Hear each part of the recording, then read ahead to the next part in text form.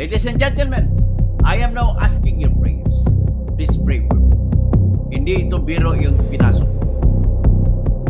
Nalaman ko na ngayon na nagpahanda ng pera ng budget na 50 million si Bong Pineda.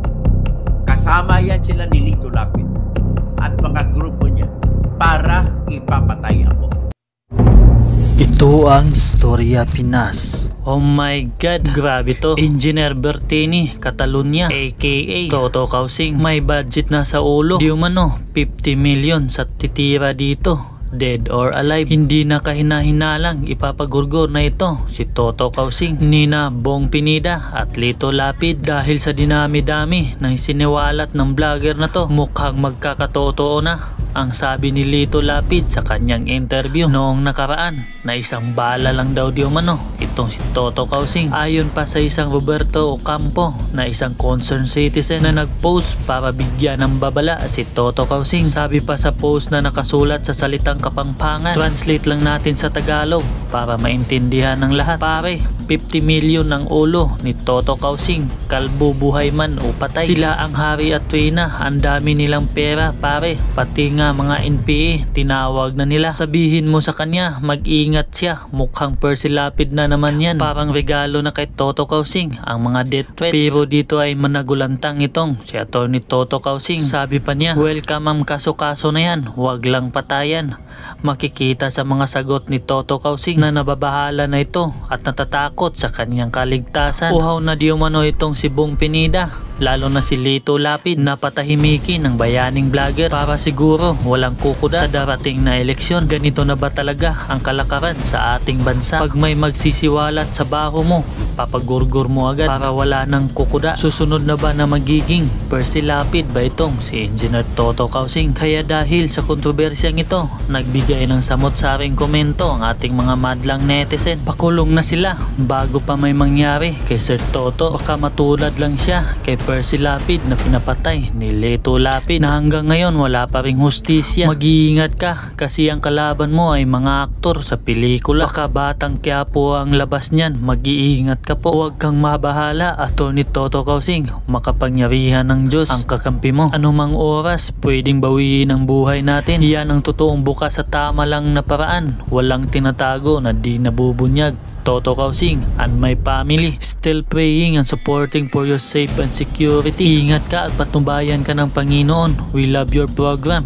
Amen. Bakit walang nag-iimbestiga sa mga isiniwalat ni Katoto? Mga magagaling na senador at mga magagaling na congressman. Napakagrabe ng mga kabulukan sa ating bansa. Kaya kay Erwin Garcia, nalalagay ka na naman sa balag ng alangan. Bakit? Kasi po ay inaligar ni Congressman Dan Marcolita na may 49 bank accounts abroad, offshore bank accounts, na ginamitan, pinadala ng pera na millions of dollars, siguro hindi ko matansya kung magkano, pero ang tansya aabot ng 1 billion. So pinadala ng nanalo sa bidding na Miro automated election machine supplier, South Korea. At sinabi doon na isang COMELEC official, hindi binanggit kung sino ang pinadalhan nitong mga pera nito. Pero sa panahon ni Noynoy Aquino, ang chairman ng COMELEC na si Andres Bautista ay binigyan ng Smartmatic ng 1 bilyong peso. Sa panahon naman ni Bongbong Marcos, may isang COMELEC official na binigyan ko noon ng halos mag-1 bilyon din para sa, so ibig sabihin, suhol ba sa panalo? Ngayon, walang binanggit na pangalan si Dan Marcolita, pero pumiyok si COMELEC chairman George Erwin Garcia na siya daw ang tinutukoy noon. Pagkatapos, para mapatunayan niya na hindi siya, ay nagbigay siya ng statement na nagsasabi siya na, all right, nagbibigay ako ng waiver, buksan ninyo lahat-lahat. Ano ba to? Ang labo naman ni Kwan. Ang galing pa naman na abogado niya si George Erwin Garcia. Naging dean yan sa pamantasan ng lungsod ng Maynila. Bakit mo sinabi magbibigay ka ng waiver? Pinapayagan mo sila na buksan yung account na yon na mga sinasabi ni Dan Marcolita, 49 bank accounts. kung saan pinadala yung pera. So, ibig sabihin, yayariin nyo na naman ang eleksyon sa 2022. Mr. George Garcia. Sabihin mo.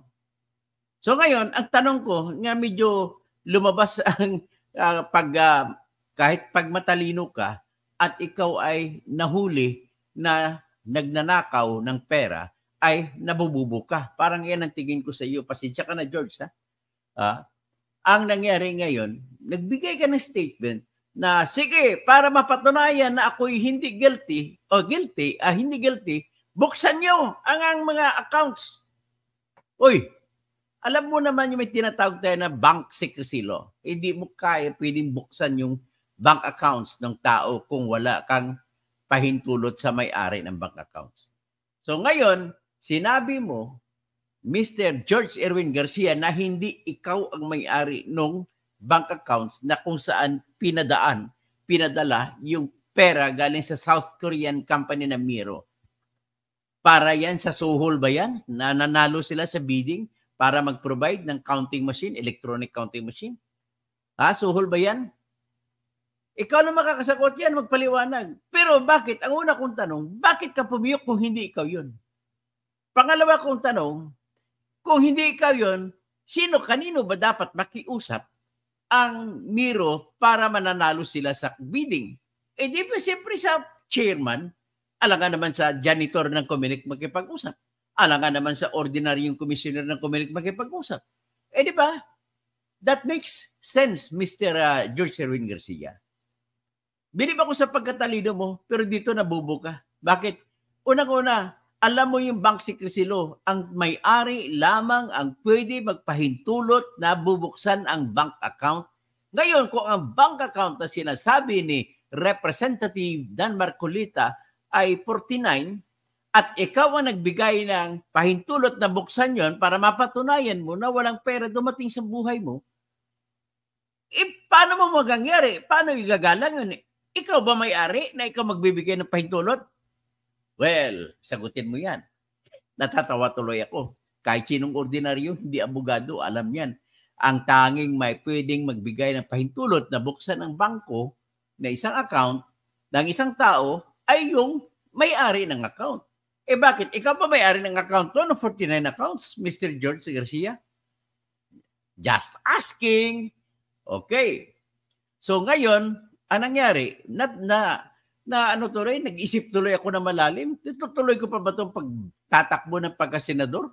Yayariin naman, Smartmatic, another Smartmatic. At naniniwala ako na yung mga tao na mga IT expert ng panahon ng 2022 na ginamit nila ay sigurado nilang gagamitin hanggang ngayon para sa Miro. Ibang pangalan ay parehong aso ang nangyayari. So, ibig sabihin, ginamit ang South Korea na pangalan, yung pala Smartmatic din pala sa likod. So, mukhang tama si Atty. Glenn Chong. Sinasabi ni Atty. Glenn Chong yan eh. So, anong gagawin natin? Anyway, ang isa pa, si Mr. Erwin Garcia ay parihong utak ni Harry Roque. Harry Roque, ikaw tinuturo na abogado ng Pogo. Ngayon, sasabihin mo, ay yun ang Pogo, abogado ka ng Pogo noong panahon na hindi pa illegal. Noong panahon ba yung illegal na dineklara ngayon ay hindi pa illegal noong araw? Anong klase? Paliwanag mo nga, graduate ka pa naman sa UP College of Law. Ginigiba mo yung reputasyon ng University of the Philippines. Ginigiba mo, iikot sa kanyang libingan si Justice George A. Malcolm na siyang nagtayo ng University of the Philippines College of Law. Si Justice George Malcolm na siyang nagdesisyon ng isang tawagin ko, the greatest decision of the Supreme Court in any Supreme Court in the world when it comes to the issue of press freedom. Sa sinabi na desisyon ni George Malcolm sa kaso na United States versus Felipe Bustos Jr., na kung saan ang kaso ay nagsumbong si Felipe Bustos, nagsumbong sa Malacanang sa Gobernador General na ang judge nila sa Pampanga ay kurakot.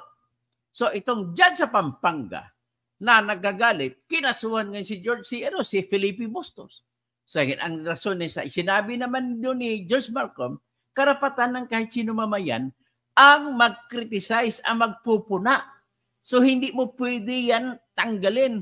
At sinabi doon ni George Malcolm, siya ang nag-una ng ideya, do not be onion skin. Huwag kang balat sibuyas. Iyan po, sinulat yan ni George Malcolm sa decision na yan na noong na pinromulgate noong March 18, 1918 sa GR number 19252. L19252. So ngayon, sinabi niya sa English, in the interest of the society and the maintenance of good government required full public discussion of public affairs. Any official of the land has no right to complain if the criticism is about his performance of his job.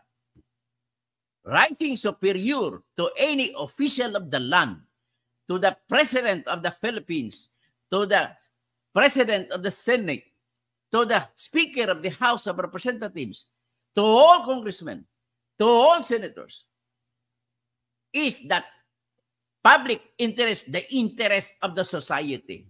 And it is the one that is served by the criticisms that are thrown away against the public officer so that the abscesses or abuses must be thrown away from the governance.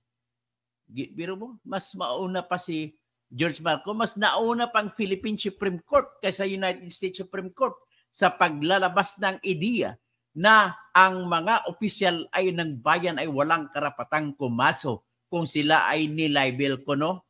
Okay?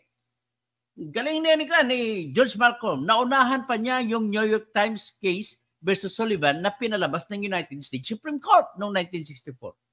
Sa atin, 1918. Sila, 1964. O, nung pinalabas naman sa New York Times versus Sullivan, sinabi ron that the public officer cannot sue. Hindi pwede siyang kumaso kung hindi niya mapatunayan na yung sinabi ng isang nagpupuna ay kasinungalingan at nung sinulat at pinablis ay alam niya na kasinungalingan. Eh kung hindi niya mapatunayan na kasinungalingan, talo ng public officer. At kung mapatunayan man niya na kasinungalingan, pero hindi niya mapapatunayan na alam nung nag-publish sa panahon ng iyon ay sinulat, hindi rin siya mananalo. Yan ang tinatawag na actual malice doctrine. Kaya dapat mong tandaan yan, Lito Lapid. Kung kumasok ka sa akin, ang lahat ng sinabi ko na nanggaling sa mga source ko, patunayan mo yan na hindi totoo. Pangalawa, patunayan mo na alam ko na hindi totoo and yet binlag pa kita. Kung bakit ko sinabi ito, ay para naman masasawata yung plano ninyo ni Bong Pineda. Ladies and gentlemen, I am now asking your prayers. Please pray for me. Hindi ito biro yung pinasok ko. Nalaman ko na ngayon na nagpahanda ng pera, ng budget na 50 million si Bong Pineda.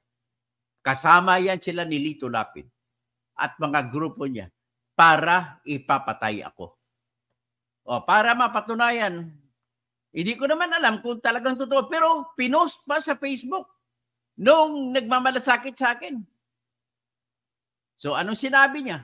O ito, iakyat ko sa kwan para mapatunayan ko sa inyo na hindi ako nagmamarites. Ito yon. Kaya ako ngayon ay humihingi ng tulong, ang malaking tulong na nabibigay niyo sa akin kung ako'y ipagdadasal niyo lagi na hindi ako mahuhuli ni tinatawag na ni Bong Pineda kung sino mga killer niya. O, ito ha.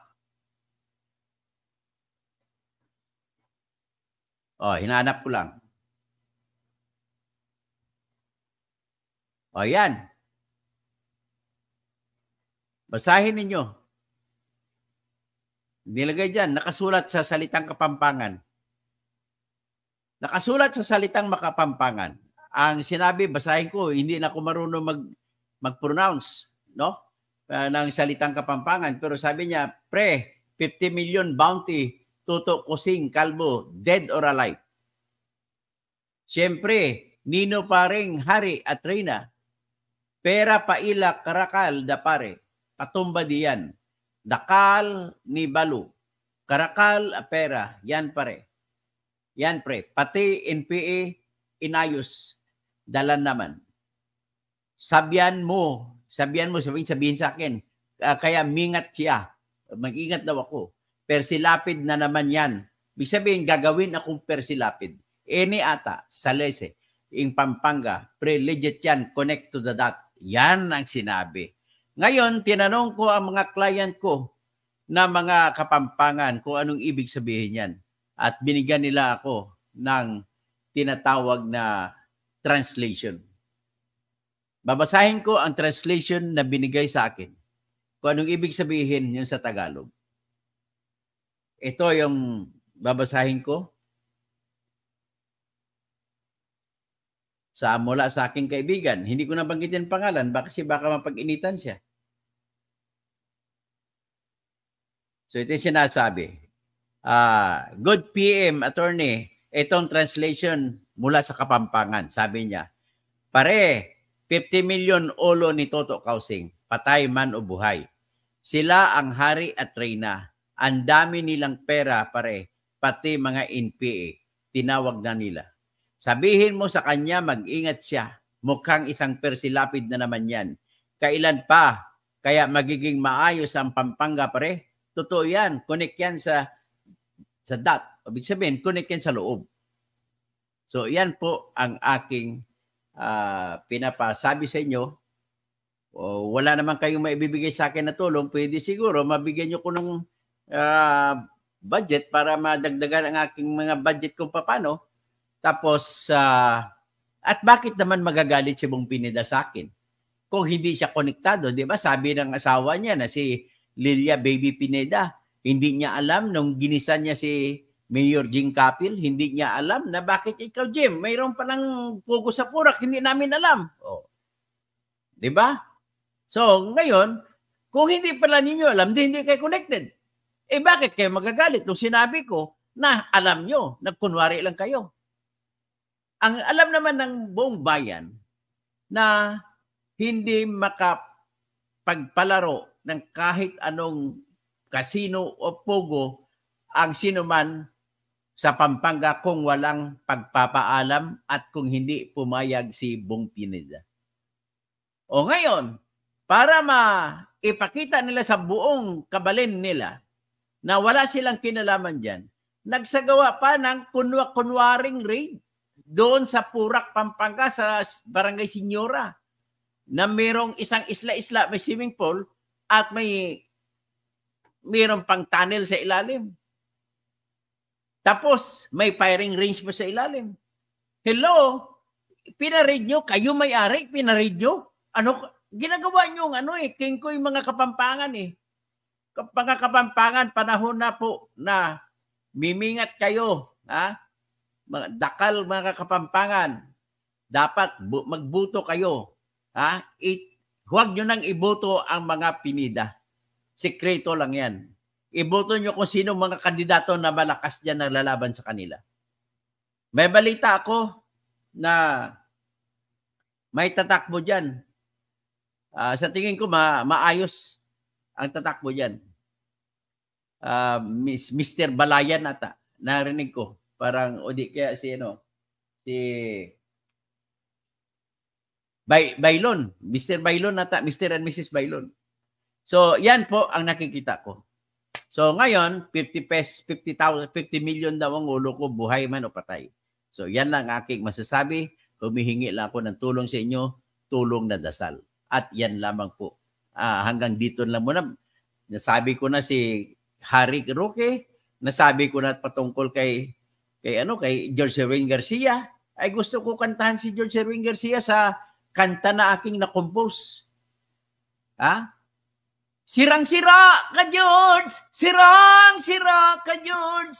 Sirang-sira ka, George! Mag-resign ka na lang! George Erwin Garcia, resign! Ay, nako.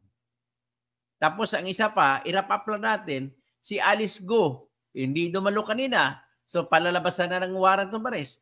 Ano naman ang nangyari? Ang kanyang abogado ay nagsampa ng petition sa Supreme Court para bawalan ng Senado na ipapatawag siya para sa hearing. O yan ang nakikita natin.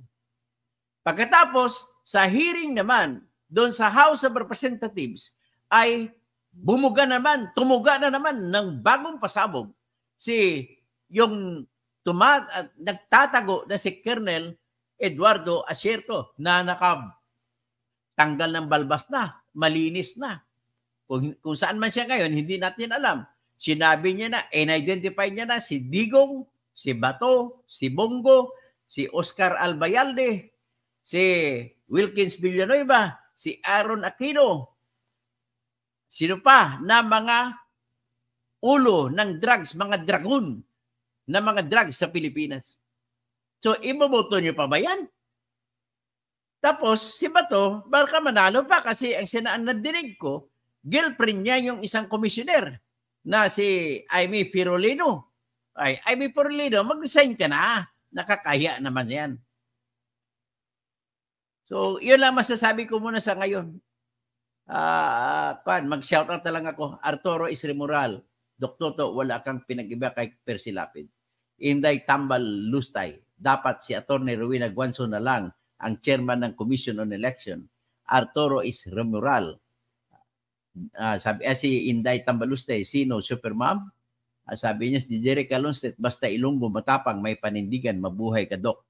So, Herminia Taniedo, oy, magandang magabi dyan sa Pampanga. Ma'am Herminia Taniedo, magkikita tayo dyan. Super Mamshi Mix Videos, mas report natin yan para mawala FB account niya. Okay. So, Jose Abinguna, ingat lagi, Attorney Causing. Mr. PBBM, provide the security to Attorney Causing. He is being threatened by Bong Pineda, who is perceived to be hiring an assassin to kill Attorney Causing. So kung pwede naman, BBM, kahit na criticize kita, ay siguro naman bilang president sa Pilipinas, kahit Smartmatic pa nagpapanalo sa iyo, ay kung pwede, mabigyan mo ko ng mga security detail mo dyan. Sa kahit siguro mga 10 lang na PSG, pero wala akong papakain yan, ikaw magpapakain. Tapos si Jovita Lacuesta, isa kang tunay na bayani na lumalaban sa mga magnanakaw na politiko. Mabuhay ka, attorney. Naway gabayan ka ng Panginoong Diyos laban sa mga politikong nagpapayaman sa pera, kaba ng bayan. Keep safe. God bless. O ito naman, naalala ko naman si Jing Capil kanina, na kunwari pa na, walang kaalam-alam. Ay naku, kakahiya ka talaga, Jing Capil. Isisiwalat ko sunod kung mga hindi lang pala isa, 2 ang bahay ni Jing Capil sa Purak. Pastora Raila, Shalom, Doksen. Tapos Mr. Bailon, sabi ni Herminia Tanedo. Ito pong lalaban na pagkagobernador, laban kay Dennis o Delta Pineda. O Delta Pineda, magpakalalaki ka ha. So Elpidio de Leon, i-share ko nito, idol, para malaman ng buong Pinas na may nagbabanta sa buhay nyo. Po, ingat, doblehin, baka po isusunod yan lang katulad ni Idol Percy Lapid. Sayang siya, araw-araw ko siyang sinusubaybayan. Sa ngalan ng Diyos ay tayo. God will provide us the bulletproof. James Dilag Rosanes, hindi na malala ni Leon Guerrero na may pugo Aspurak pugo Aspurak. Tapos Rod Bianson, kailangan ka ng bayan engineer. Leonida Hanslin, Carmina Tulyaw, dapat bulletproof sa sakyan mo. Marvin Pagilan, ingat ng gusto toto, kumuha ka ng baril at mag-vest ka. O sa sakyan mo ay bulletproof. Pwede kang humiram na sa mga kaibigan mo habang naglalakad ka ay malikot mata mo. Kaya ay decoy para sa security mo para pwedeng tumabla ka. Global Trends, sending prayers po sa iyo. I need prayers. Arturo Isremoral, Dok Toto, wala kang PI. Anong PI? Delno Flores, good evening, Sir Toto. Pwede ba sa GCash ka matulungan? Yes, para may budget tayo. Natin sa pambayad sa mga sa mga gamit na bibilhin, malamang bibili pa ako ng tinatawag na kung ano pang ibibili. O pangbayad sa additional security guards. Although kahit sharpshooter ang bodyguard ko, ay dalawa sila, may 3 pa darating, ayun. Pero siyempre, maubos pera ko dito na kapirangkot. Kasi unang-una, wala na akong kita dahil nga tinanggalan akong lisensya ng Supreme Court. So the only way is tulong mula sa mga kababayan. At kung mahal nyo ako, mahal yung buhay ko, at magpatuloy ako na serbisyo sa inyo, ay ito po tayo. Tulungan nyo lang ako.